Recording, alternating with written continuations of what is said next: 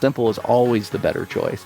But easy is not always the best. So sometimes you'll go to graph. It's a little bit harder for us to write the code around it. But the bandwidth consumption is considerably smaller. The compute consumption and the ability for it to run on a mobile device is considerably easier. Hey everyone, and welcome back to the Modern.NET Show, the premier .NET podcast focusing entirely on the knowledge, tools, and frameworks that all .NET developers should have in their toolbox. I'm your host, Jamie Taylor, bringing you conversations with the brightest minds in the .NET ecosystem. Today we're joined by Jerry Nixon. Jerry is a principal product manager at Microsoft, focusing on the tooling and developer experience around Azure SQL Server. Jerry shares his advice for architecting web-based APIs, RESTful design, and what fits within your team. And of course, we talk about Data API Builder. When you think about what an architect really is and their responsibility, the decisions, architectural decisions, are the decisions that are the most expensive to change. That's kind of like, who should be making this decision? Well, how expensive is it to change? It's very expensive. Jerry also covers a very important point when it comes to designing your software. Simple is always best, because simple software is easier to understand, easier to maintain, and easier to implement. And that's where Data API Builder comes in. But I'm getting a little ahead of myself. Before we jump in, a quick reminder.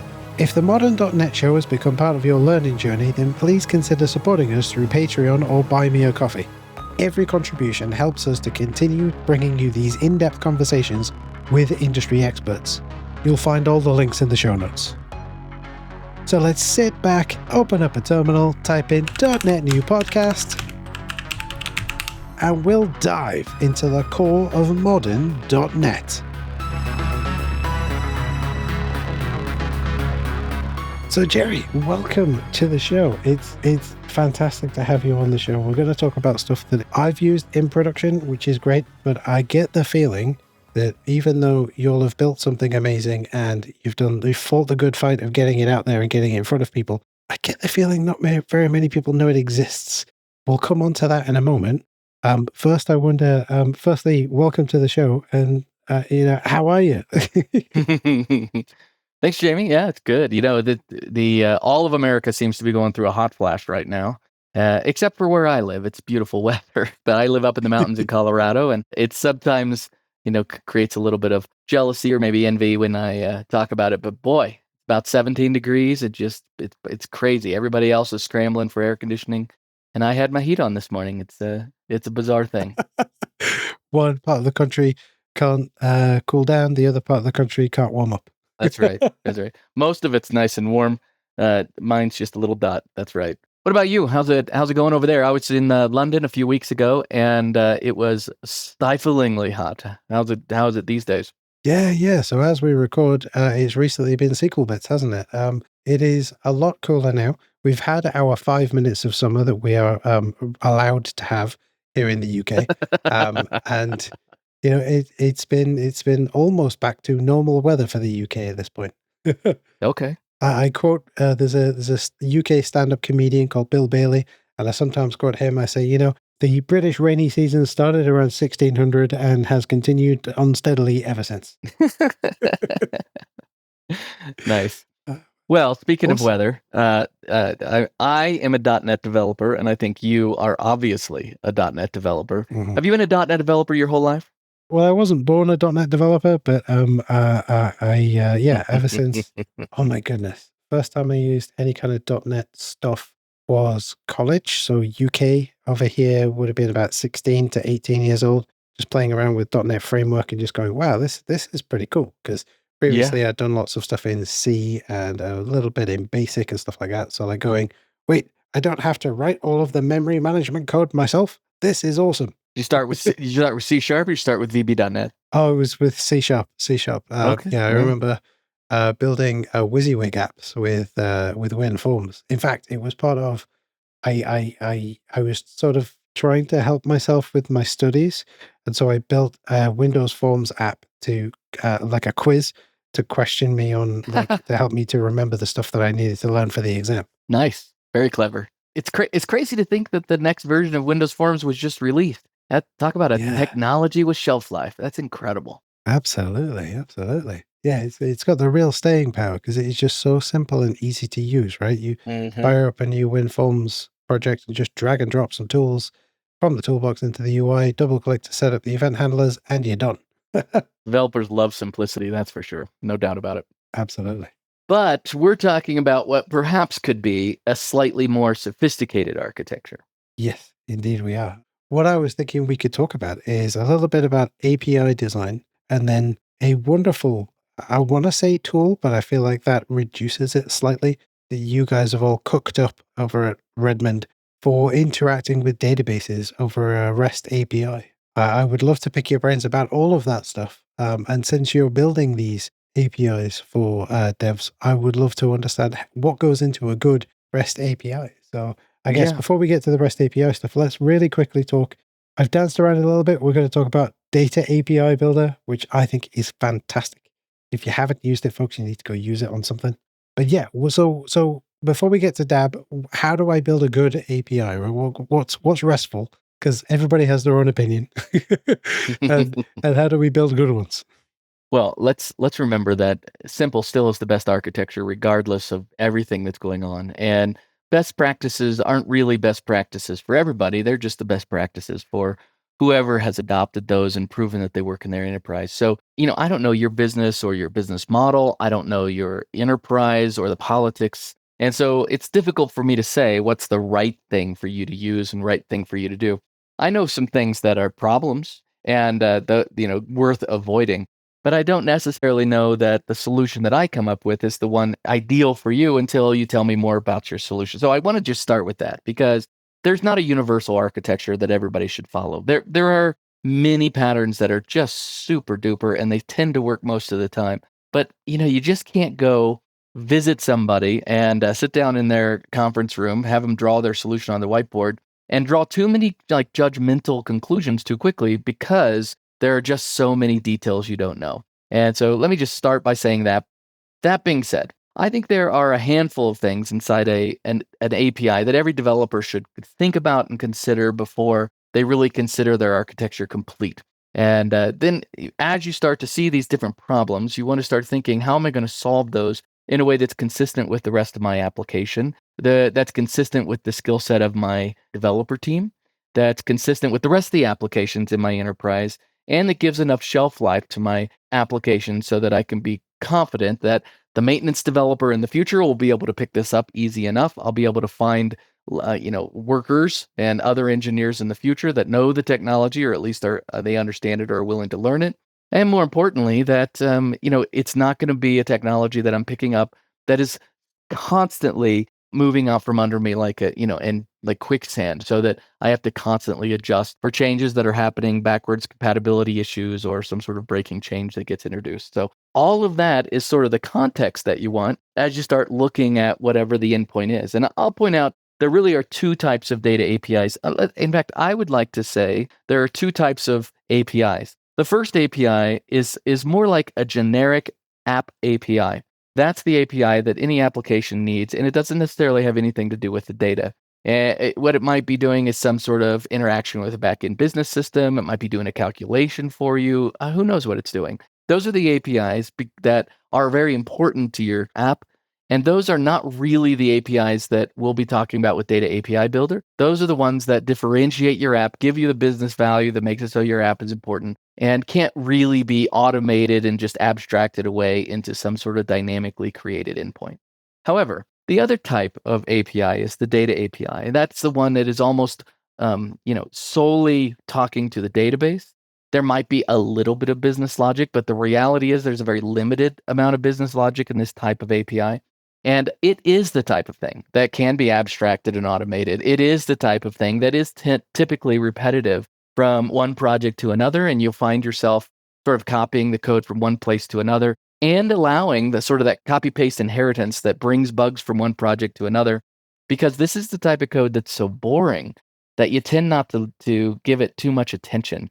You just sort of copy it over, change the POCO objects, change the DTOs, whatever they are, and run it, right? And so maybe you'll have unit tests, maybe you won't. And if you do, they're probably copied as well. And so the goal is, what if we could take those data APIs and be able to remove that code that's very prone to error, not because it's sophisticated, but because it's not sophisticated. And just developers are kind of bored with it.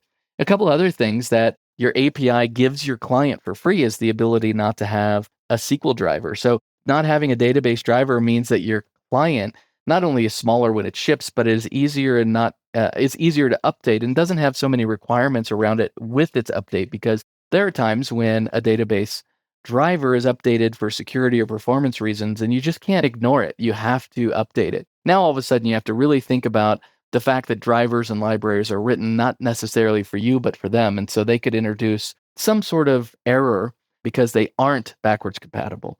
And they do introduce some sort of a breaking change. And so it's not necessarily an error, but maybe they're fixing a bug in a previous iteration, and you rely on that bug. You discovered it, you wrote around it, and now for them to fix it actually just broke you. And so it's not always even backwards compatibility issues. Sometimes the fact that they fix something is the problem by itself as well. And so if I'm thinking about my API, there's a handful of things I want to look at. So first, I want to decide if I'm going to go GraphQL or REST. So GraphQL is easily one of the most robust and rich ways to build an API, but it does have some prerequisites for your client. There's certain libraries that you'll likely use to make it so it's easier to use and enjoy the power of GraphQL. It's the one that can write nested queries and multiple queries and have many mutations all in one place, where REST really is typically isolated to the object at that endpoint. So if you have a user table, you have a REST endpoint dedicated to that user table. That's totally normal. Where GraphQL, there's one endpoint, period. And you call all the different entities or tables, views, store procedures, that sort of thing. You call all of those directly from that one endpoint, and you just build this nice, robust query. So picking between those is probably your first step. And you don't necessarily, it's not one or the other, but one is going to lead. And so is it mostly going to be REST, but we'll use Graph when it's necessary? Is it mostly going to be Graph, but we'll use REST when it's necessary? Or will we isolate it so that there's only one because we want to simplify for whatever reason? That's a decision that you and your team need to make. And we need to really think about, there is some sophistication around each of these technologies. Certainly REST is the easiest of all. And so you're like, well, I'll choose REST because it's the easiest of all. That's not a guaranteed win. The reason it's not is because just because it's the easiest doesn't mean it's the best, right? So it's funny because developers are often drawn towards easy, and we tend to pick things that are easy. And I don't want to confuse easy and simple. Simple is always the better choice, but easy is not always the best. So sometimes you'll go to Graph. It's a little bit harder for us to write the code around it, but the bandwidth consumption is considerably smaller. The compute consumption and the ability for it to run on a mobile device is considerably easier. And the ability for us to build something that gives a better user experience might be on the Graph side. So in that sense, it makes sense to pick it regardless of whether or not it's easier or not. That being said, let's talk about REST particularly, because that is the 80-90% of all of the APIs out there. It's 100% of all the REST APIs out there. Yep. So there's a lot of argument, first of all, about what the methods mean. Like, we have put, we have post, we have patch, we have delete, we have get, of course. And how each of those are supposed to be used and what you allow to happen in each of them. And, this is somewhat established because most developers now have acquiesced to the louder voices in the room. And now we can say, put in patch, they aren't the same. However, maybe we never implement patch, and maybe we only, and so on. Maybe we put everything inside the body, or maybe you put it in the URL. And that's an important part as well. And so when you think about the keys in your table, especially if you have compound keys or specific data types that are somewhat sophisticated, putting that in a URL can be very complex. Maybe it makes more sense to put the keys inside the body. Well, you might immediately say, well, you're already starting to violate some of the tenets of REST. And I just want to kind of bring it back to the heart of the matter, that there is no way to violate the tenets of REST if what you're doing is better for your enterprise. Because REST is there to serve you. You're not there to serve it. And so if you find that certain operations belong in certain methods for certain reasons, that is actually very good. Like if you find that you're going to pass the operation name in the URL, and you're going to let it so that get can do all operations, and there are no other methods in your API, if that works for you and you have a solid case of why that matters and it makes things better for your company, then it makes no sense for anybody to sit you down and pull out the specification and say, yeah, but did you know this about REST? right? Because we're just kind of going back to best practices. Best practices are proven generic things that have nothing to do with your company. But if we can move it instead to what are the requirements specific that you're having to deal with? What are the politics of your company? What are the decisions that were made before you even arrived that you have to deal with that you didn't realize you would have to if this was greenfield and you were in control of everything? So I just want to say all of that to say there are some standards, and I'll put those in air quotes. There are some standards with REST that are, we'll just call them, they're the best practices, but they are subject to change. And I don't know, Jamie, does that make sense to be able to have that sort of wiggle room? Yeah, absolutely. And it fits with, I have this personal thing, right, where folks tend to use the term engineer to describe what we do, and yet they tend to not engineer things. They tend to just sort of hack away and build stuff. Maybe that's my own experience with the types of people I've been working with over the last 15 years.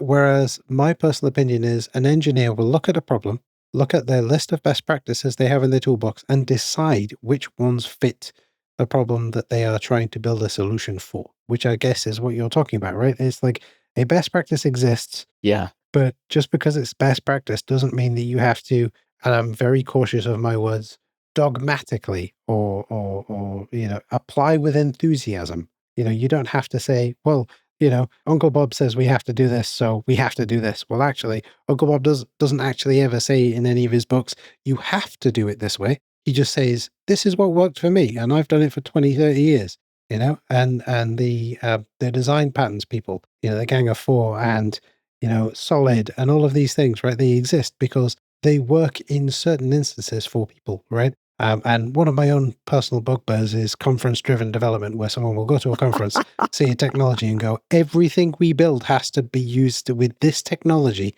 and we cannot deviate. We have to do this particular technology, this particular framework, this particular paradigm, this particular practice, and we will never deviate because all problems can be solved like this. Whereas actually, my personal opinion, coming from a long line of engineers, is you see a problem, you look in your toolbox and you go, I think this paradigm, this practice will help us solve this. Let's try it. It's not working. Let's back out, try again. Conference-driven development. That is hilarious. I've also heard resume-driven development. That's similar, and no doubt. Well, good. Yeah, you and I were totally in agreement here. And here's the thing. When you think about what an architect really is and their responsibility, the decisions, architectural decisions, are the decisions that are the most expensive to change. That's kind of like, who should be making this decision? Well, how expensive is it to change? It's very expensive. Okay, I would call that an architectural decision. That belongs to, the architect or the team of architects, depending on the size of the team. And because architectural decisions are so expensive, and they are so expensive to change, not so much necessarily expensive to implement, they need to be deferred as far as possible, making it so that I believe the role of the architect is really to resist almost every decision possible. So, for example, I know we need some sort of message queue. We're going to use the message queue in this way, and we'll be as abstract as possible. But the decision of which message queue to use, because if you think about it, like from an Azure point of view, there's about 55 different messaging technologies you could use in Azure. And making the choice in advance is needless. It's not that it can't be done and could be forced to be right over time, and you just kind of, knuckle down. But the reality is, most of these decisions need to be made conceptually and then put off as far as possible. Now that we understand what the requirements are, and actually we decided to use the queue in this way, now we know that the queue has to be an event hub. Now we know that the queue has to be a service bus. That makes so much more sense than having everything set out like you're ordering a meal, and it's all ready and we just waterfall this thing from here on. And so I understand that Agile is the modern Agile is the combination of waterfall and Agile together, and it seems pretty good. We've all kind of intuitively sort of merged these two things together in a way that seems to be working. I think that's part of it. The architect, the number one word out of an architect's mouth needs to be no.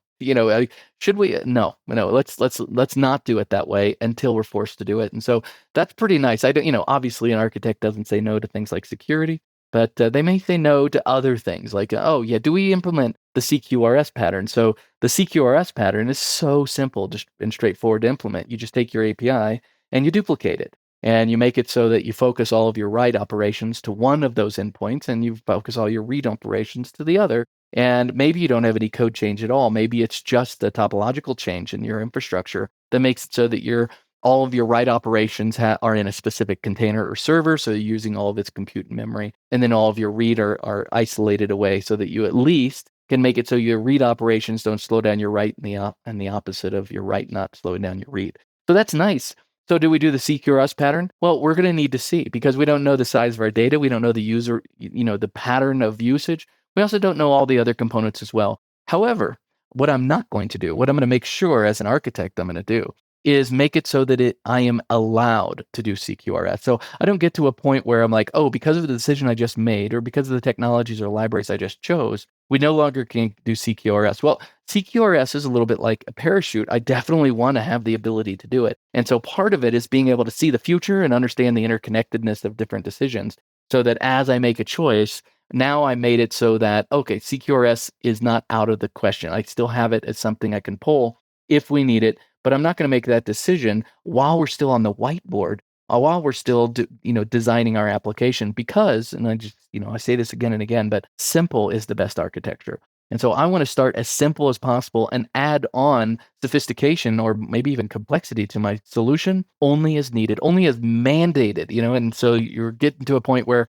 okay, so do I have a static repository where all my images can be sourced from? Well, that is really nice if you have a lot of static resources, but it may not be necessary if you just have a handful. And so let's wait and see how many we have before we make that decision. Well, if we're going to have that, should we go ahead and put all of this inside a CDN so we can deploy this geographically? Like, whoa. Let's just see how slow is before we start solving a problem that we don't even know exists. So that's really what I mean. An architect defends the simplicity of the solution as much as possible. Not saying that nothing comes in, because things do come in, but to solve a problem before we know it's even there doesn't make any sense. Now, if I'm designing a Visa or MasterCard, obviously there are things I can anticipate already. And so it would be far more than simple, even out of the gate, because I know there's certain things that have to be done. If I'm doing it for a hospital, then I also know that there are going to be regulations that I have to follow. So those sorts of things might introduce complexity to my solution that I wouldn't have otherwise chosen, but it's because I understand the sort of use case or the cordoned off industry that I happen to be working in. Those aren't wrong. Or we're just talking about technology for technology's sake. So, it just makes sense for all of your APIs to be microservices. Does it? Let's just that's not the simplest architecture. Microservices aren't simple because now you have all this integration work that you need to reconsider about how you do it. And so, great. There's my soapbox on keeping things nice and simple, kind of the role of the architect as well. And so, all right. So first things first, here are the pain points of a data API down the road. That's really where it really matters. I always joke that the maintenance developer that follows you is the most important person for every project. They're the ones who receive it and keep it going. They're the ones who don't tell your boss that you're a jerk. They're the ones who don't recommend that everything just get rewritten. That's because you give them a well-architected and designed application that's both intuitive and does all the things it needs to without just needless things so that you have another 2 or 3 bullets in your resume when you're done with the project. That's important. I teach computer science. I'm a professor here at a university here in Denver, Colorado Christian University. And I tell my students, I'm like, listen, the maintenance developer that follows you is an axe murderer. You just need to think of them like that. And if you make them mad, they are going to come find you. Your goal is to give them something that makes their life just as good as your life is right now. So if you have the luxury of a green or near green field when you're designing this application, you want to provide to them not a black field, but the same sort of thing where the decisions you made are intuitive and obvious, and there are many things that you held back to make sure the complexity was dialed back. So I think that's really good. One of the things that an endpoint suffers from is versioning, and this may be the number one thing that all endpoints suffer from is how to handle versioning. So here's the idea: you have a client, it calls to your REST endpoint, it expects a certain payload to come in, it does the operation, and then it expects a certain payload to be returned. We take the input and output payloads, we document those inside our open API so that you can build clients against them and everything is beautiful. But because your company has merged with another or acquired another, or because there was a mistake made, or because we're expanding the scope of this application to do something else, or because the industry changed and we're trying to pivot, right? All very valid reasons. It doesn't make sense for us as the engineers to push back against the business. Like, what, you're going to make another change? I mean, I can't tell you how many teams I've been on where that's sort of the attitude, where like the business is the problem. Instead of seeing us as the thing that's meant to enable the business, instead we see the business almost as, they serve us. It's really a frustrating place. But that being said, let's just say that there's a generic, or not generic, but a totally valid reason for your API to change, but it's a subtle change. It's, we now require this other field to be passed in, whatever it is. Well, your clients are not going to be passing that in until you update all the code in your client. But you've designed it in such a way so that as that field that comes in, if you pass it in, we know that we operate in a certain way. But if you don't pass it in, it's the old way. And you're going to phase out the old way, but you've designed it in such a way so that there's a seam in your application that you can make a change to your app without changing the entire wholesale application. Well, this versioning, so this would be like a 1.1 version where it's not backwards compatible, and it's important, and you have to be able to solve it one way. But the only solution is to update all of your clients and to update your API at the same time, unless you've thought this through in advance, or you've introduced something along the lines of an app gateway or an API manager in front of your API.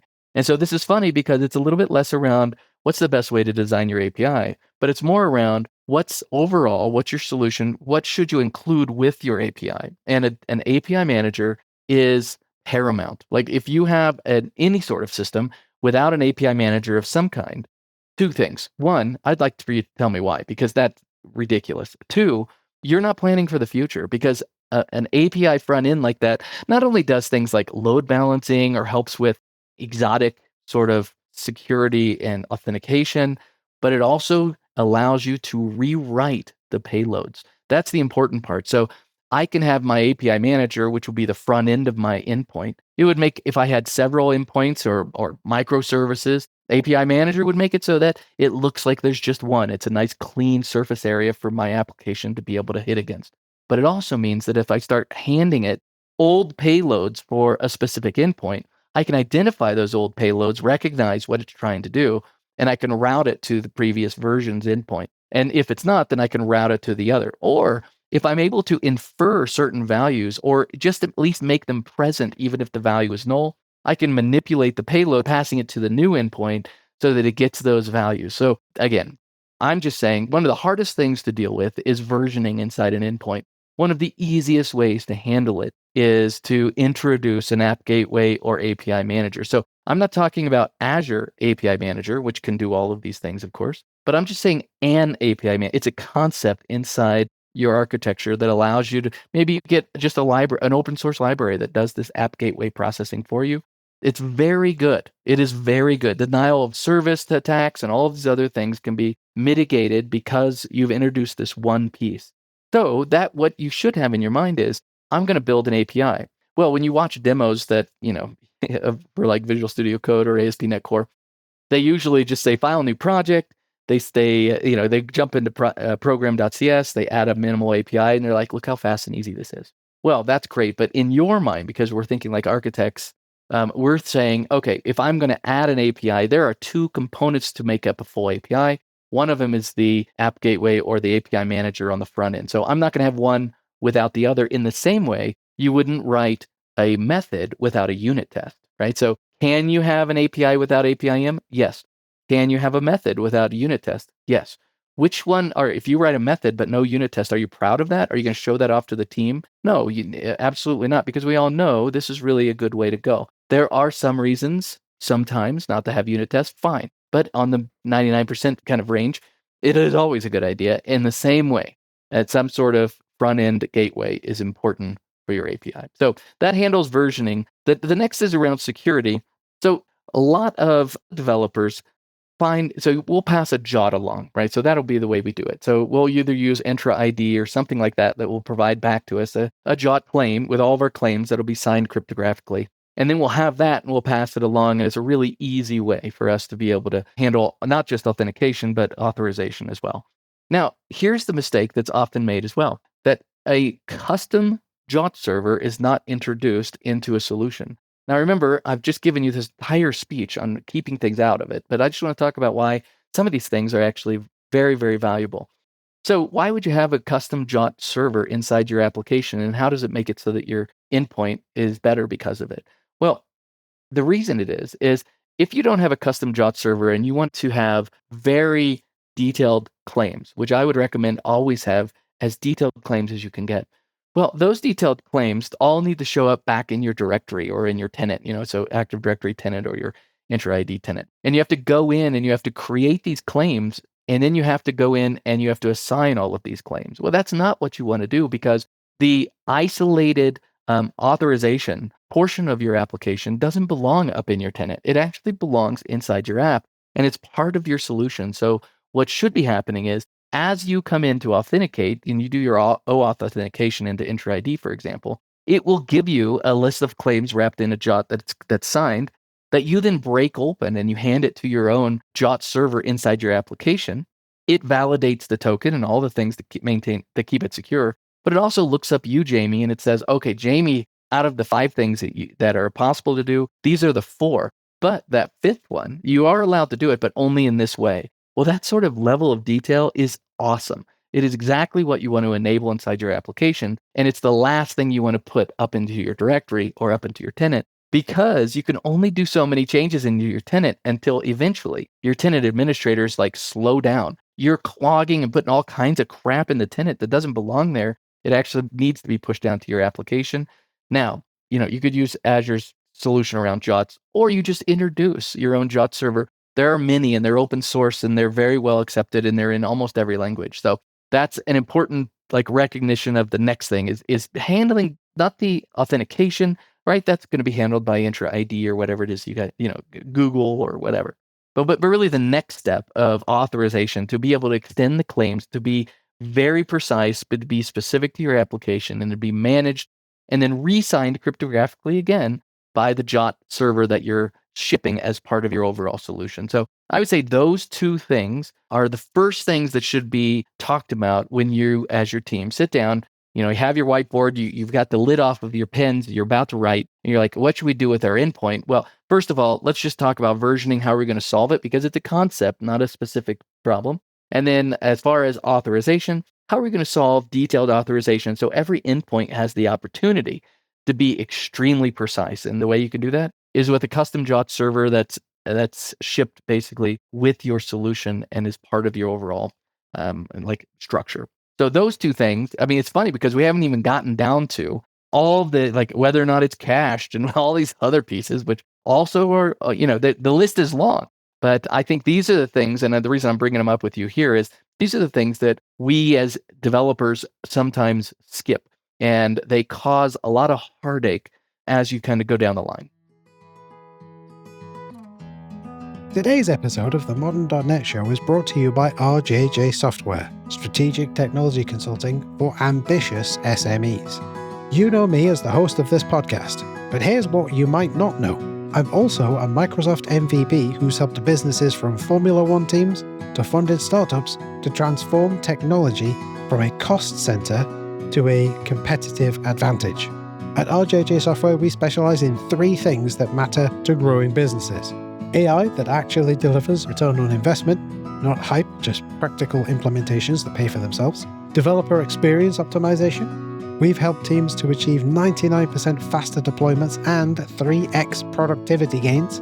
And strategic technology decisions, from architecture reviews to fractional CTO services. The difference? We don't just advise. We ensure successful implementation through knowledge transfer to your team. If you're an SME leader wondering why your technology investments aren't delivering, or if you're facing critical decisions about AI, modernization, or team productivity, let's talk. Visit rjj-software.co.uk/podcast to book a strategic consultation. Now let's get back to today's episode.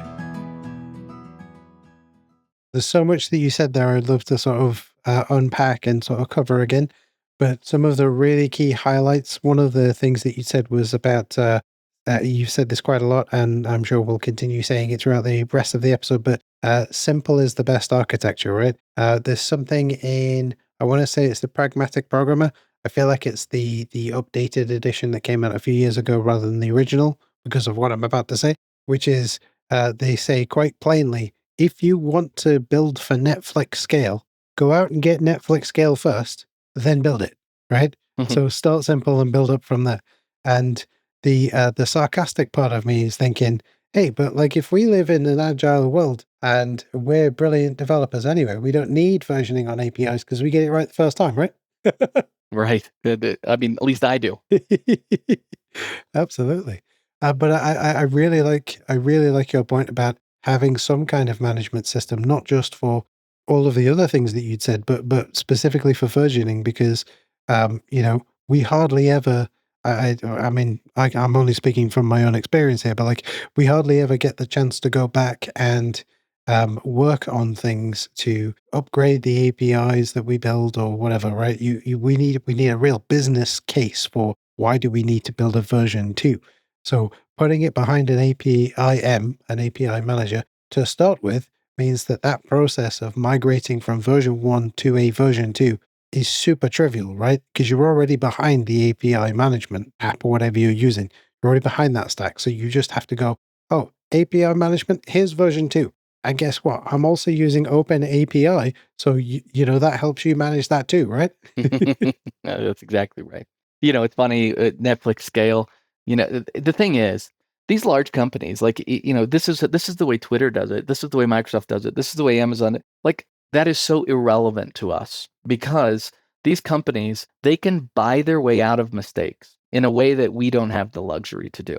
Right. So when we see, the architect of whatever giant company of WhatsApp, they have decided to use this database. Well, maybe I should decide to use this database. That approach is so is so problematic because you Yes. tend to think that you are them, and even worse, you tend to think because of their scale, they know more than you. But the truth of the matter is, they're just in a position where their mistakes just don't matter to them. Where it might get you fired or might close the doors on your business if you make a bad decision. To them, it just adds another comma to the price of the budget, and then they fix it and they move on from there. So you never see the cover of the magazine saying, oh, this is how we fixed our gigantic mistake that we were bragging about 3 years ago. With the exception of, you see a little bit of that about, remember HTML5 with Facebook, and Netflix had all of their microservices written in multiple languages, and then they unified those to just be Go, so they could, I mean, that was a nightmare. I can't even imagine somebody made that decision in the first place. And then other things, so we have seen some of that. The reality is that it's a little bit like mistakes in the news. Once they make the mistake, they issue a retraction or a correction, but that's not the headline. That's the back page of the newspaper for sure. And meanwhile, we don't even see that, and we're negotiating with our manager to get a different budget and timeline so we can do that one thing that we didn't realize didn't even work. So it's hesitate when your role model is big tech, because big tech, they do not operate in a cautious way the way you would. Absolutely. And I guess it's similar to, say, sports stars or top of their game musicians, right? If you are, say, picking up the guitar and you want to learn how to play your favorite song ever, don't go out and spend $5,000 on, a custom made guitar with, custom made pedals and, massive amplifiers because you haven't even picked the guitar up yet, right? Go buy something that's a little cheap that if you break it, it's not going to be a huge problem that maybe you can get started with. And similarly in sports, right? So I'm going to switch to NFL because I know who I'm talking to. Um, you're more likely to understand an NFL metaphor than a soccer metaphor, for instance, right? Mm. You want to start playing NFL, don't go out and buy the most sturdy helmet and Under Armour gear and the chest plates. So they please do wear safety equipment, of course, but don't spend thousands upon thousands upon thousands of dollars of doing it before you've even tried to do it yet. It fits with every part of our life, right? You want to learn to drive, don't go buy a Ferrari, right? Yeah, well said. Get yourself something way cheaper. Yeah, that's exactly right. All right, so let me lean back into a couple of things around APIs. So those are some of the problems. Other problems have to do with scale. And so let me just make one quick little note that do your best to make it so that your application is stateless. When it's stateless, you just give yourself so many options when it comes to how you're going to scale. So obviously, a stateless server can scale horizontally. That's the entire point of making things stateless. And by stateless, I mean the second call doesn't rely on the first. There's never anything that follows up. So, for example, you might be tempted to have an endpoint that starts a transaction, another endpoint that executes inside that transaction, and a final one to complete that transaction. Well, that would not be a stateless server. And the problem with that, of course, is if you have two servers that are serving up your API, you got to make sure that you have affinity to the one that you called the first time so that you can use that same transaction. That's a kind of a weird example, but it's just one simple example to make sure that everything is as atomic as possible and everything basically comes and goes and releases from that server with every call. So doing it that way also gives you vertical scale as well, because you can always, it doesn't matter what your technology is, you can always scale vertically, just, add more RAM to it. So that's really nice to be able to do that. Just focusing on that so you don't accidentally introduce some sort of process that runs for a long time and makes it so that the state of the specific server is super important to the way that you call your API.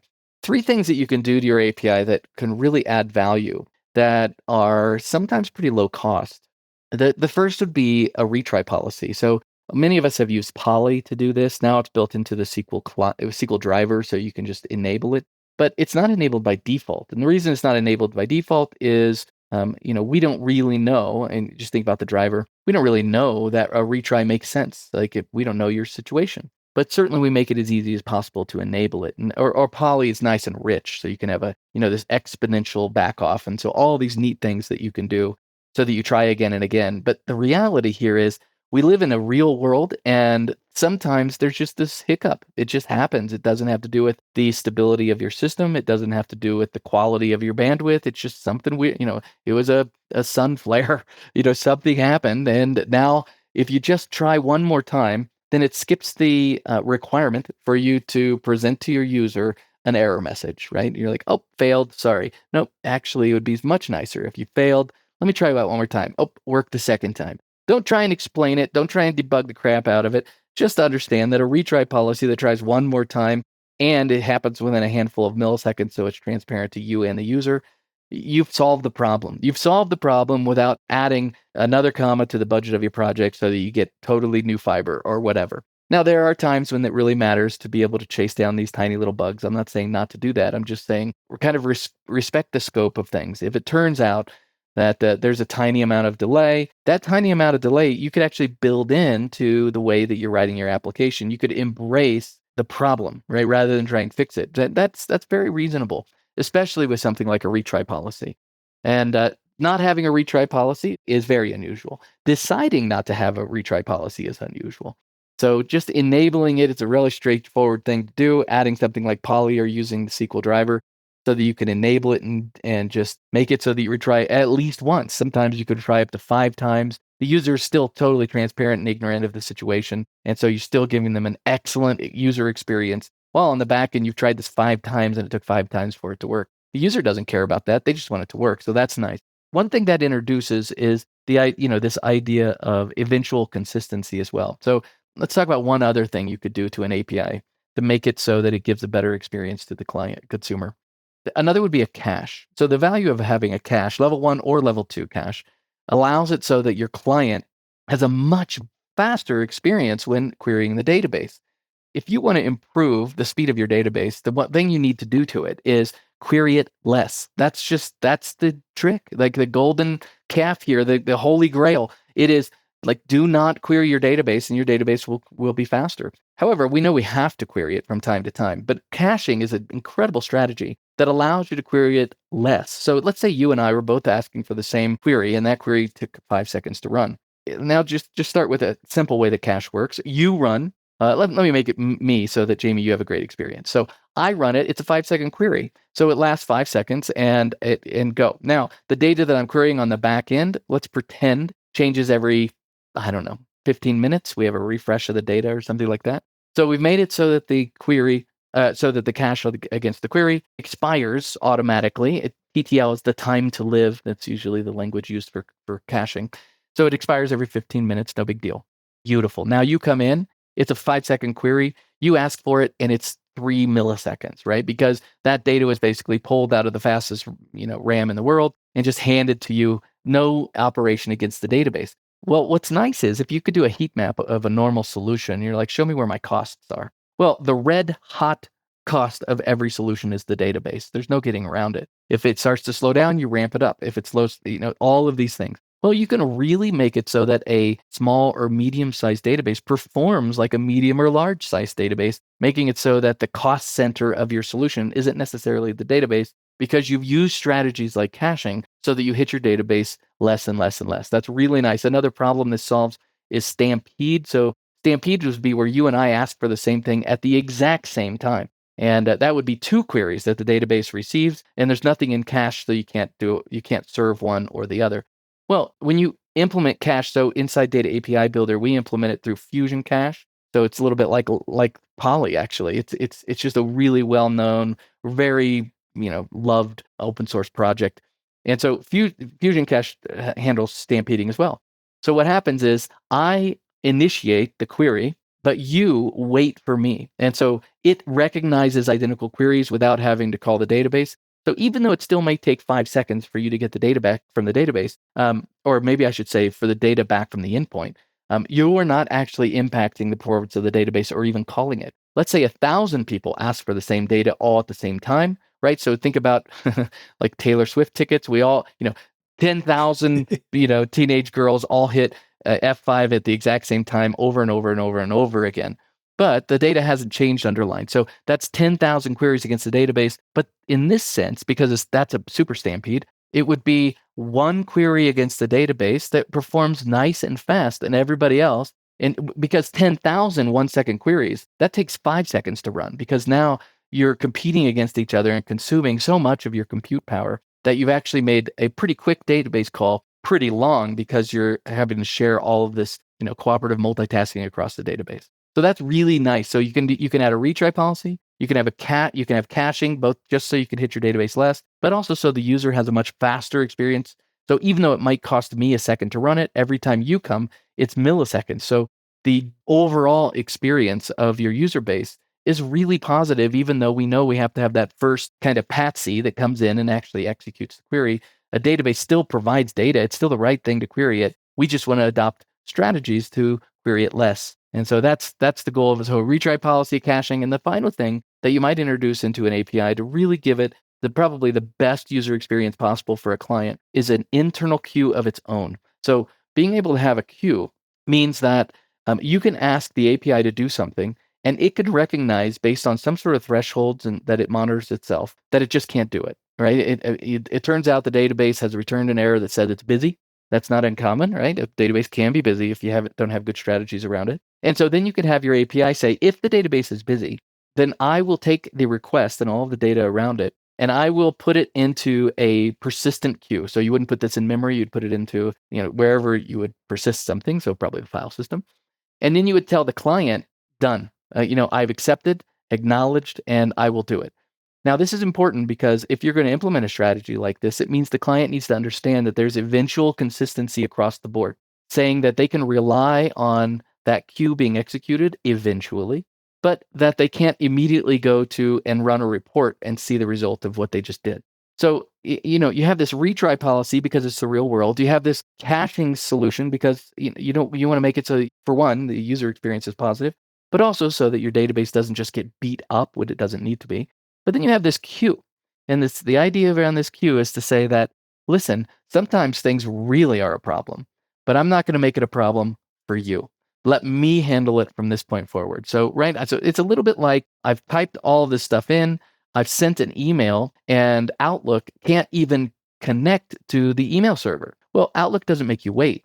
Outlook says, I accept this email. I'll put it in the outbox, right? So that's its local queue. And it's waiting then until it finally connects to the internet, finally can reach the mail server, and finally send your message. That's the same sort of concept that you want to be able to enable in your API if you know that there's a possibility of some sort of component in your application not being as reliable as others. So I would say those three are really big. Like, just genuinely, CQRS is a very solid pattern to add to an API. You can also enable CQRS on the database side so that you have a read-only replica that you may be pointing your read-only API to, so that you can separate everything, and you can really make it so that things are disconnected, but still, regardless of the amount of money that you pay Amazon or Azure, you are not going to break the speed of light. So the idea, like they can't do it. Like electrons flow at a certain speed. So if you need to, for example, create a read-only replica of SQL, well, that gap between your primary database and your replica, it could just be on the same rack. It could be sitting next to each other in the same hard drive even. That's fine. That will make it so that the data replicates to the other as fast as humanly possible. But maybe you make it so that they're on different devices in the same rack. Maybe you make it on so they're separate racks. Maybe you make it so they're in separate zones or separate regions or separate geographies. All of those are possibilities. And some of them, and they're all realistic, right? They're all the right answer if that's the requirement. But now we have to just understand that eventual consistency means that the read operation that I'm about to do against my replica might actually need to have, a second delay or something along those lines before we can really see the operation that we wrote to it. So I would say those are the big things, easy to solve with APIM so that you can handle versioning, so you can handle exotic authentication, and also some sort of a JOT server so that you can do detailed authorization inside your application or inside your API and your application. This is valuable. And then if we were just to change direction now and talk about Data API Builder, all of this is part of Data API Builder, with the exception of a native queue, where we don't handle native queuing because that would be very difficult to do on a generic sense. But everything else is there, being able to split CQRS, being able to handle different databases depending on the API, being able to put an APIM in front of it, being able to parse and deal with custom JOTs, being able to cache it, a retry policy, it's all built in, which means that if you're thinking, I want to build this API and I'm going to go in and say, file new project and start editing my projects, yes, that's fine. But more often than not, what you're going to be doing is so repetitive and so like standard that you might as well use a tool like Data API Builder, which is open source and free. So it's not like we're talking about, how much is the license. We're just talking about reducing the amount of code in your code base and having an API that you would have built this way anyway, using the same libraries. We use Fusion Cache, you would use Fusion Cache. We use Poly, you would use Poly. And on it goes, right? We use Hot Chocolate for our GraphQL implementation. We use ASP.NET Core for our REST implement, and on we go, right? It's like we're not doing something exotic that doesn't at all look like the kind of code you would write. We're doing exactly the way you would write the code. We're just writing it for you, and we've been writing it now for almost 4 years. It's gone through so many security checks. It's gone through so much like work to make sure that it's solid and performant and scales well. Why wouldn't this be at least the beginning of your investigation phase in your application? Can we use Data API Builder? Should be one of the questions you ask. Because if you can, you've saved yourself a lot of headache and given yourself probably the same sort of behavior you would have gotten otherwise, and the same sort of, and maybe even more. Maybe your budget, as far as time and hours of your team's velocity, can't afford to implement cache, right? It's just realistic. You just can't do it. Well, you can with Data API, but that's the reason something like that is nice, is because you get all of the features pre-built, and it's just a matter of enabling them. Anyway, there you go. A lot of recommendations, Jamie. Can they all be solved by Data API Builder? Most of them can. But again, I don't know your business. I don't know what all your requirements are. Can Data API Builder be the right thing for your application? It could be. Yeah, it could be. Is it likely to be? Probably. Is it for sure? No. So, I just want to be able to say that these are all great ideas, but they may not fit in your architecture. So what does Data API Builder look like then? So we've said, you've gone through a wonderful amount of advice for things that should be in place for API architecture for the majority of things if it fits your business process. But and because we haven't really talked a great deal about Data API Builder, I'm wondering, because I've used it. I'm not just saying that because I want to sound clever and amazing and hip and with it and stuff. Wow, I felt really old saying that. But also, for the folks who are listening along who are like, what, you've been working on something for 4 years and I haven't heard about it? What the heck is this? Yeah, so Data API Builder, we build it, compile it, and then we package it into a container inside the MCR, the Microsoft Container Registry, so that you can go to Docker and say new Docker from image, and you can say Microsoft.Data API Builder.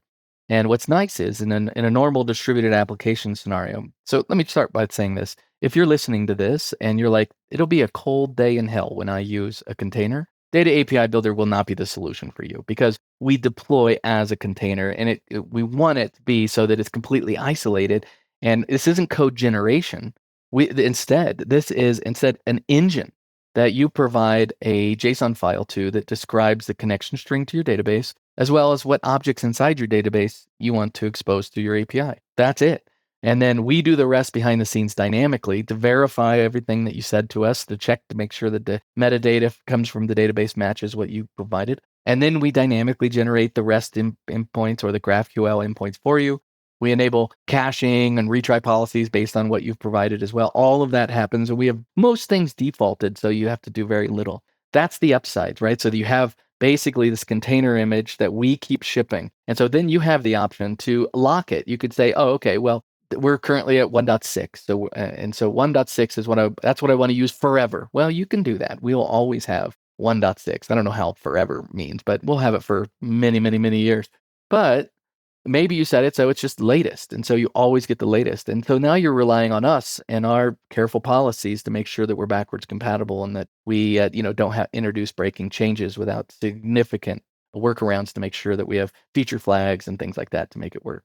So I say that to say you can safely then introduce this into your architecture as just a container over on the side. And you can then build the VNet around your database in that architecture. You can then tell your DBA, the only thing that will ever talk to your database is from this one container. You can also tell your DBA, the queries that are going to be written are only going to be written by the query builder inside Data API Builder, which, by the way, was written by the SQL team. We know how to write SQL. And so that's nice, right? Because it's different than having Entity Framework do it.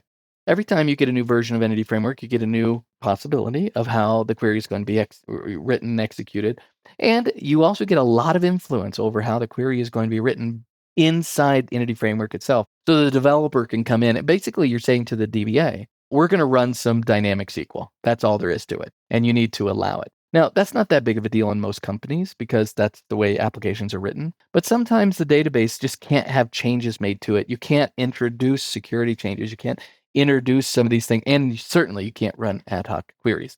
But now you can, because I can have Data API Builder as a deterministic query builder so that I can go in, I can ask for things at my REST endpoint, I can ask for things at my GraphQL endpoint, and then it's the same query builder on the other end that spits out the T-SQL for you, making it so that your developer team doesn't even need to know about T-SQL. They don't even need to know. Like, it's really nice because you can say, oh, this is a pretty data-intensive app. So we're going to need mostly mid and senior engineers. Well, maybe, unless you use something like Data API Builder, now all of a sudden, even a junior developer can call a HTTP endpoint and pass JSON and receive JSON back. So now this sort of changes the entire game and it makes it really appealing to do. All because you've just introduced this container with the API Builder image in it and provided a configuration file that gives it a connection over to it. So inside that connection, by the way, you could use username and password. I mean, we've all done it. Nothing wrong with that. It's still fully supported.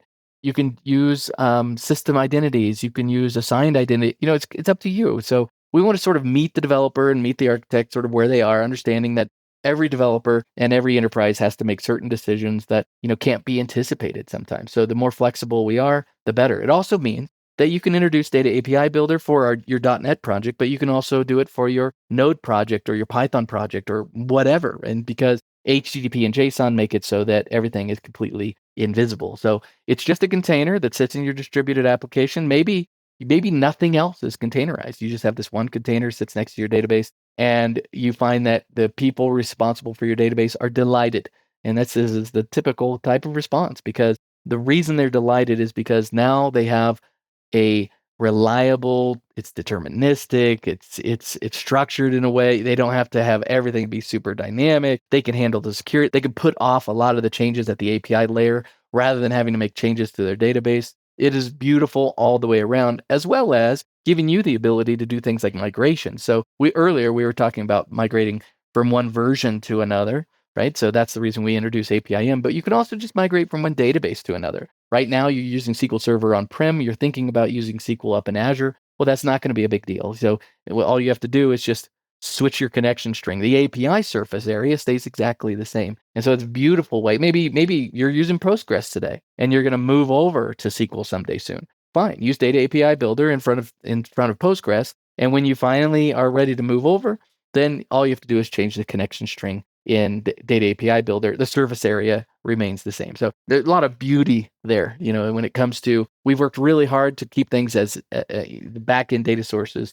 in parity so that when you do this sort of migration, the switch is completely transparent. It's, I'd say we're 99% there. If there is a superset, it's SQL Server. You can do quite a bit with SQL Server, including taking the individual claims that come through your JOT token and pass them down into the session context of SQL so that you can write, row level security sort of logic inside the engine itself if you want to. So we really want to make it so that the full potpourri of applications out there, we can hit the 90 percentile of, we can really make a developer's life better and make it so that, frankly, you can build and deploy a data application as fast as possible, and the data API part of it is inconsequential. That's the real goal for it. It's absolutely inconsequential, and you can be responsible for that container. If you want that container to be really super big, if you want to horizontally control and or scale it so that they're all managed and orchestrated across several, that's up to you. You can totally do that.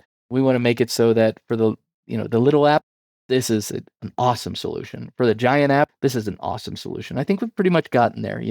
But we're at 1.7, but it took us a year and a half to go through all the previous versions as well. We've really added a lot of capability. We've really added a lot of flexibility for various architectures as well. You know that moment when a technical concept finally clicks? That's what we're all about here at the Modern.net Show. We can stay independent thanks to listeners like you. If you've learned something valuable from the show, please consider joining our Patreon or buy me a coffee. You'll find links in the show notes. We're a listener-supported and, at times, ad-supported production, so every bit of support that you can give makes a difference. Thank you. I love everything that you've said there. And before we talk about real quick how someone could learn about it and implement it in one of their applications, I just kind of want to point out that if a data API builder is wrapped in a container, that means that technically, and I know I'm speaking to a blue badge, but that technically means that I can go, hey, I want to host it on AWS, or hey, I want to host it on-prem on our Kubernetes cluster, or if you're going with the let's not do things simply, or maybe, for my own local dev life, I could throw it in a dev container or a .NET Aspire or a Dapper DAP or any other kind of local runtime thing, and it will just spin up the container, right? Yeah, that's 100% right. If you want to run this in AWS or GCP, go ahead. There's nothing in the license that says you can't do it, and we support it. I mean, companies are forced to make decisions based on things that are sometimes out of the control of their architect. And so if your company just got incredibly good pricing because they negotiated with AWS, you don't want to look at Data API Builder and say, this is the sacrifice. No, not at all. So yeah, you're absolutely right. By the way, we also support multiple data sources simultaneously. So earlier I said you can give it a config file, but you can give it two config files, one that points to an on-prem database and one that points to an Azure database, for example, or one that points to an AWS database and one that points to an on-prem database. And then you can have endpoints that point to each one of those independently. It's really neat. Yeah, it's really neat stuff. That's really cool. I like that. And yeah, being able to, perhaps if you want to roll it into your local dev experience would be pretty cool too. Hosting agnostic I feel, would make some people more likely to try it out. Because obviously, like you said, you don't want to be tied down to a single provider or something that is out of your control. So you mentioned a few times that all you need to do is give it a config file, right? That's right. What is it? Just literally use the tooling to make a JSON, point out my database, and whoops, there's my API. Is it literally that simple? Yes. So, I mean, it's kind of crazy because it sounds too simple, no doubt about it. So, we have a cross-platform CLI that you can use. You can install it as a .NET tool. And you can say dab init and give it the config file and give it your connection string, and it'll build the initial file for you. Everything except for the list of tables, views, or store procedures that you want to expose. Then you can say dab add, and you can say what tables and views you want to add. The end. You can literally just take that file then, as long as the connection string is valid. You can just take that file, provide it to the container, and you're done. The container will read that, will validate it against the data source, and then it'll create your endpoint for you. It sounds stupid, right? But you're like, okay, but what else do you have to do? I mean, I've only done this demo 5 trillion times in the last 3 years, and it's mind-numbing to people who see it, because we have Visual Studio extensions, Visual Studio Code extensions, sorry, not in Visual Studio yet. Visual Studio Code extensions, where you can right-click a folder, you can say dab init, provide to it the connection string. We support env files, so you can have environment variables that are at the scope of the process, so that you don't overwrite an environment variable that you already have, or another process doesn't read your environment variables, which is nice.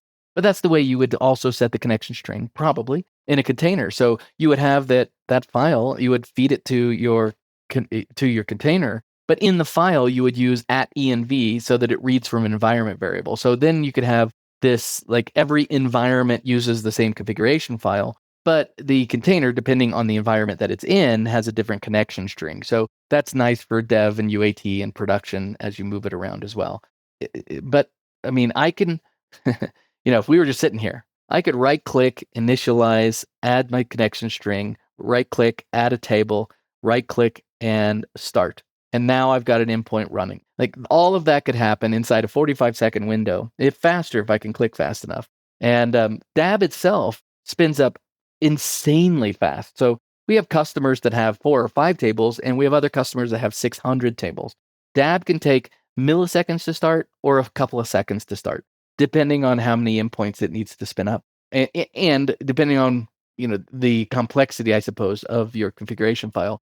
But in either case, the container starts exceptionally fast. So fast, in fact, that if you had cold start containers, those containers would feel not really like they were instant, but nearly instant, and which just gives you another opportunity to be able to impact the budget of your project, right? And that's another really key aspect of a really good architect. They've come up with very compelling solutions and strategies to be able to deal with things. They've been able to meet the expectations and requirements of the business, and they've been able to dramatically drive down the budget of their project because of strategies they've introduced as well. So all of those are really valuable things to say. And Data API Builder not only saves you budget and time as far as development, but can also save considerable cost as far as the hosting and orchestration of your containers, because it's such a lightweight solution. I mean, our URL is aka.ms, so also known as, right, aka.ms/dab, D-A-B, Data API Builder. So if you go there, it takes you to the repository in GitHub. It's open. You can look at it yourself, and you can see what we're talking about. Like, we use the same sort of patterns you would use, and it's not a bunch of like bloated, overweight nonsense, And so I think there you would find that to be very appealing and nice. Yeah, and one of the reasons why this container is able to start up so quickly, and you see the engine itself not just churn and churn and churn, even though it has to reach out and get the metadata from your database and validate it, has to build an introspection schema for your GraphQL endpoints, has to spin up all of ASP.NET Core, has to do all the things that you would expect, including a bunch of middleware that we use that you would have used as well. It's still sub-second. And so that's what you love about it. You want to be able to say, dab start, and shazam, everything just is as fast as ever. And you have as many endpoints as you want with all the special capabilities that you've added in there. And it's not this constant, nickel and dime sort of cat and mouse game where you're like, oh yeah, but I don't add that feature because it takes away from this other. That's the entire goal of Data API Builder, to make it so that the friction for adoption is as low as possible, making it so that developers aren't constantly thinking of compromise. They just get as much benefit as they possibly can as fast as they can. So yeah, I mean, when you describe it and you're like, oh, what? You just give it a file? That's all you do. It's pretty insane. It really is pretty insane, especially since, like, I how do I put this? I appreciate that I've talked to you, Jerry, not necessarily in person, but in a similar sort of venue, about how long it can take a developer to spin up an API, right? Oh, we have this database table and we need to do some work exposing some of the stuff from that table. Go spin up a database, a brand new greenfield API. Okay, boss, it'll be 3 days. I've got to, like you said, maybe I'm using Entity Framework, maybe I'm using ASP.NET Core, maybe I need to build some security hardening in there. and then I've got to do integration tests and unit tests, and it's got to go through multiple stages of deployment, and then finally splat, it's there. Oh wait, the ship has sailed. We're moving on to something else. Or hey, could you speed that up? Well, not really. There's only so much that I can do, even if I'm working with Copilot or Claude or whatever your Gen AI tool of choice is. There's only so much that I can build in a 24-hour period or an 8-hour day, right? So being able to go, here's my configuration file. Hey, Dab, you go figure it out. And then suddenly an API appears and it has all my tables in it. That's amazing. And, I mean, there are a couple other features we have talked about where you can build the relationships between tables that aren't actually relationships in the database.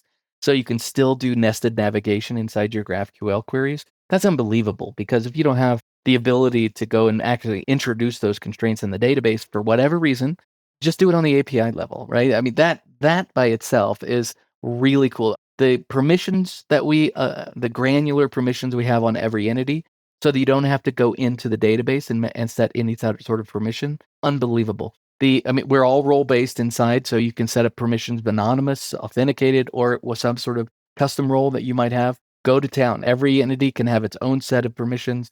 Create, read, update, and delete, and execute, depending on if it's a stored procedure or not. You can pass parameters to stored procedure. It is unbelievable. The things that you get, you're like, oh yeah, but can it do that? Almost certainly it can, right? It's kind of crazy. Not to say it's perfect, not to say that our backlog's not gigantic, but in the back of your mind, some people might be thinking about, I wonder if this can perform and scale. And so it's worth just pointing out that Microsoft Fabric is Microsoft's big data solution. It's the data lake. It's the one lake. It's our version of a lake house.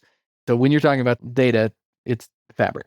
And Fabric has a GraphQL endpoint. And guess what the engine is behind the scenes that powers the GraphQL endpoint inside of Fabric, right? It's Data API Builder. So if there's a suspicion, like, oh, there's a lot of features here, Jerry, I wonder if it can scale and perform. We've already gone down that road for you. We've made it so that it can scale and perform, because we wouldn't be able to do this inside Fabric if it didn't. And so a lot of capabilities that we have, for example, Fabric insisted that we have the ability to do aggregations. And so that means, you can do having clauses, group by clauses, all the aggregation methods you would expect, all inside a single query, so that you can do incredible queries that are just beautiful to run. And you don't have to have a special, stored procedure that enables it or something. Just do it right there inside GraphQL. So that sometimes drives the decision between REST and GraphQL. Like if you wanted to do multiple queries simultaneously, then obviously you could do that inside GraphQL. If you wanted to take advantage of aggregations, that's how you would do it. If you want to do nested queries that use relationships, GraphQL supports that as well. But if you just wanted to do something like pagination is built in. If you want to make it so that somebody queries a 15 trillion row table, but they only get 100 rows back because you don't want to kill your database or your API or your client, frankly, obviously you have to come up with a paging strategy. Well, that's built in as well. We have paging as well, and it's cursor-based paging. It's the Cadillac of paging, because it's the type of paging where you're like, oh, okay, you're saying if you have a very active table where things are changing under all the time, the user's experience going page to page is always constant, right? That's what you want. You don't want to make it so that every time you go to the next page, it's actually, you just skip 4 pages because so many things were inserted, deleted, or updated inside that table. So, we've really tried to make it so that the types of requirements that developers have against an API, those are the sorts of requirements that we just meet you right out of the box. You don't have to enable pagination. I mean, it just happens. Right? It's really, really spectacular. And we limit it in other ways too. I mean, that's very important to make sure you're protecting the container and the API and the overall experience. But we also, you can also limit it based on the size, like the megabyte size of the payload coming back. Because what if you're just returning one row? One column, but that column happens to be a text column, and in SQL, that it's 2 gigabytes as far as the limit of a text column, which means, or think about the new JSON data type, right? So it's a binary data type, and that's also 2 gigabytes. So now you're like, oh, I'm going to use SQL as my NoSQL database. Well, that's not unreasonable. But now all of a sudden, I automatically page to 100 rows. Well, hang on. 100 rows, 2 gigabytes each, you're going to blow the socks off of this thing. And everybody's, even though it seems quite small. And so now you can set it up, and we'll monitor, as we'll stream everything, and we'll monitor the size that it comes back. And when it hits your threshold, we'll page in a new way. So we'll make it so the pages get even smaller because of the size of the payload. And on it goes. Like all these little things we've thought about that you would probably build into your own API given enough time and budget. And we're just trying to make it so that you get it for free, and literally for free. I mean, open source, no license. So, I mean, there's an MIT license, but no special license where you have to pay us whatever. I mean, and you can do everything against, you were saying you could run it in AWS. You could run this in AWS against Postgres. There's no Microsoft anywhere all of a sudden. I mean, it's kind of crazy to think about.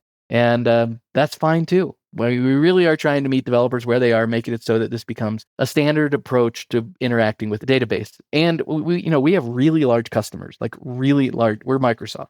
And some of our customers, they have internal corporate policies now that don't even allow anything to touch the database. That's the way that it works. And so they need to introduce all of these data APIs without apps using them, right? They're just trying to enable them so that apps can be written. Well, here's the solution. You don't need an engineering team to do it. You can have a guy do it over his lunch break, and you can have it by the end of the day. I mean, it's just kind of crazy what you could actually do. Even better is now there are other situations where, because you have so much data and because we live in this new world where data is everywhere and data is so valuable and you can use it to enrich other data, and we have this data discovery going on because of machine learning, you may have like a clearinghouse where you want to create a marketplace for external customers to be able to access your data. And you don't want them to be able to just call against your database. You want to give them a data API. And maybe you want something that's really small, cheap, delivers in a container, and you want to create a container for every customer so that they can isolate their experience. And you can make it so that they have unique permissions, perhaps, unique objects exposed, but also so that you are almost like CQRS, isolating all of the compute into specific areas too. So really neat stuff that you can do that this just enables, partly because it's so cheap. If you're thinking about microservices, you're like, oh, okay, now I have 10 microservices. Yeah, that means 10 small database schemas. Now I need to build a front end to those databases. Well, you could have 10 data API front ends, and you could have all of your microservices have such a small engineering cost as a result. And you could have the topology that you want. If that's the way you want to lay it out, you can do it in microservices. If you want a handful of really large ones, you can do that with Data API Builder as well. So it's funny because it's not impossible to come up with scenarios where you hit a wall. You're like, oh, Data API Builder can't do it. But there's not a lot of them. There's not a lot of them. And we really are trying to introduce features and changing the engine a little bit to kind of meet these low-hanging fruit of things that we know that if we could just do that, we could take that 90 percentile of who we kind of meet and we can make it 91, and then we make it 92. We would never get to 100, but we want to get as close as we can, because we can do a small amount of engineering or even a large amount of engineering and save you and your team tons of work, and be able to kind of prove it across the industry, because you're not the only one using Data API Builder. Many of us are. And so that allows us to consolidate the issues and consolidate the security issues, consolidate the performance, whatever they are, so that we can resolve those too. Really, really cool. By the way, this is not a Microsoft product. I mean, in a sense it is, but because it's open source, we have to think about it slightly differently. However, because we are the authors, we accept pull requests from you and anybody else in the community that wants to enhance it. And then we'll kind of process those and make sure they get scrubbed. But we treat it like a product, which means it goes through security reviews, which means it's constantly being monitored, which means there are certain things we're not allowed to do. Like, you can't do it that way. Well, it's going to be twice as hard if we'd have to do it the hard way. And they're like, that's the way it is. But so there's another advantage, that if you're using Data API Builder, you get the advantage of something that is built to the rigor of Microsoft engineering without the license cost of it, right? So there's just an incredible, like, back-to-back benefits of doing it. Meanwhile, I acknowledge you might just write your own API. That's fine too. I mean, all of that is quite simply amazing. Yeah, you're absolutely right. You may want to write your own, but you also may want to just get something out the door and get something that is standards compliant and has all of those features, Fusion Cache and all that kind of stuff. And like you said, the cursor-based pagination, like, I've seen developers implement what they think is pagination, but it's actually not. So even like that is a non-trivial thing to solve sometimes. We're rapidly running out of time, Jerry, and I was just wondering, you've already said aka.ms/DAB for to get to Data API Builder's repo. What are some of the other places where folks can go, you know what, this sounds amazing. I've just listened to Jamie and Jerry talking about Data API Builder. And I don't want to have to do all of my API software stuff. I don't want to have to write that. What am I doing? How am I learning? Like, is it just literally go to aka.ms/DAB and like, or are there Microsoft Learn documents? I think that's probably the right place to start. But so if we just use that URL as the base, so aka.ms/dab/docs will take you to MS Learn, so you can see all of our formal documentation. /samples, that'll take you to all of our repositories that have pre-built samples and doing different kind of cool things. /MCP, if you want to see how to use it with an MCP server. Let me think of another one. Registry, if you want to go to the MCR registry and you want to see the image directly. We have quite a few of these slashes. But there's also a SQL dev path. So a SQL dev path is a formal credential that comes from MS Learn that you can go through a series of modules, and then it gives you a kind of an exam and a cordoned off part of Azure that you can go and prove that you can do it in. And that's the SQL dev path. But because it's an important, I don't want to say it's the cornerstone or the jewel of the crown here, but it is an important part of the developer story for SQL. So you'll see it in many things, including that. So yeah, that's the easiest way, aka.ms/dab/dab/docs. I go to those two constantly for sure. If none of that makes sense, then you could just reach out to me. I'm on Twitter at Jerry Nixon, and I'm happy to help you there as well. Amazing. Thank you ever so much for that, Jerry. And thank you for being on the show as well.